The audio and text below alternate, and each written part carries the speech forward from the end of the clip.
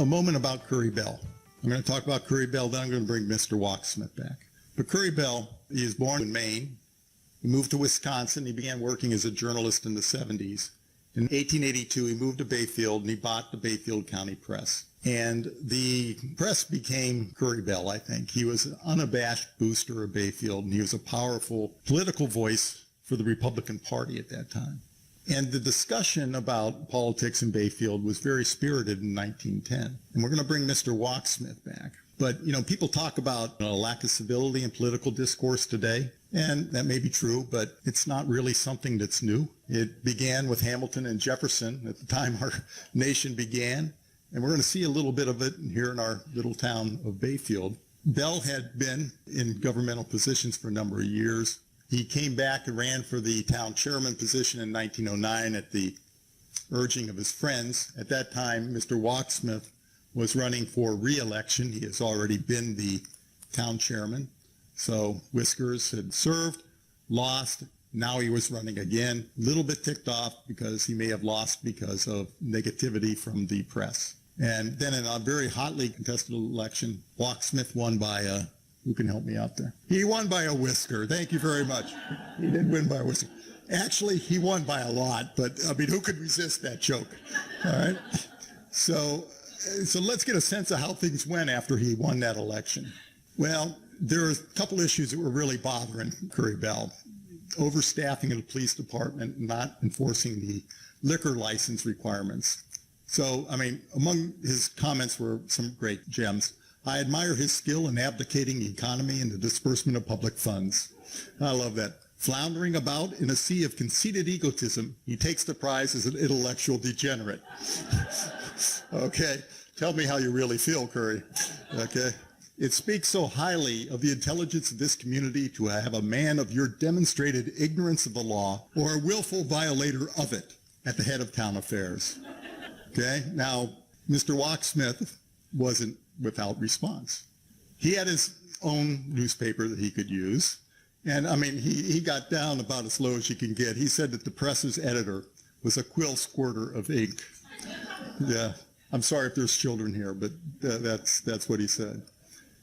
And then ultimately Walksmith wins the election in 1910, but he lost the next year. I just found it amusing that he said, well, you know, I really didn't try very much, expecting that people would just vote for me because I did such a doggone good job. So there we are in 1906. This is the 4th of July parade. Look at how these people are dressed. I mean, just amazing. I mean, I wanted to get a picture of the 4th of July from this year and kind of put it up and juxtapose it, but I just couldn't. But I mean, you know, I mean, they're on dirt roads, white dresses, but that's pretty amazing. So here's another look at the Bell Building, and you'll see that next to it, I put that in there because things have changed a little bit. We've got the billiards room next to it, and we've got Pageant Inn. But that's not where the changes ended. So there were more. I talked about many different things occupying this building. Ultimately, it became the Bayfield Utilities Building, as you see in that picture.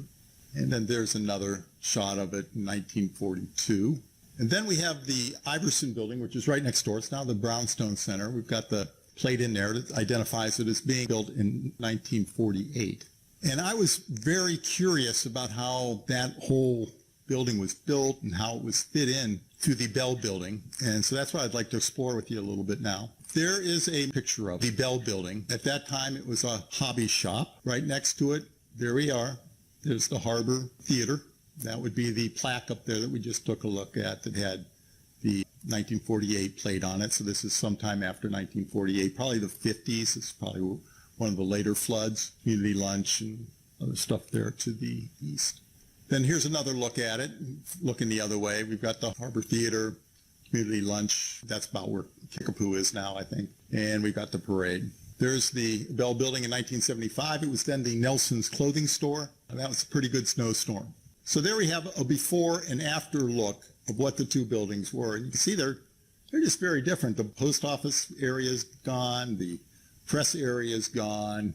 And it's gone from 13 windows down to 7 windows there. My wife and I went down and took a look at that one day and tried to study a little bit to figure out what happened. So if you look at this, this is the last window that it's in the current building. you can see where the old brick ends and where the new brick begins. And they worked really hard to incorporate much of that window into the new building. And it wasn't only that. That is I believe, the end brownstone column that was on the Bell building.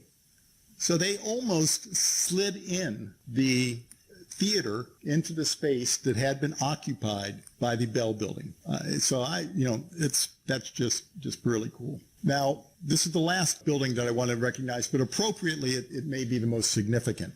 You see the red arrow there, and I went down to speak to Roxanne Frizzell about the building to get an idea what she knew about the building, and she asked me to be sure and note about the building on the rear, and she said everybody in town would recognize. And that structure, she told me, is known by everyone as Bobby's bedroom. And Bobby's here today. It's not in his pajamas, but if Roxanne's correct, that was the bedroom. So there's another look at it, and that's it. That's all I have for you today.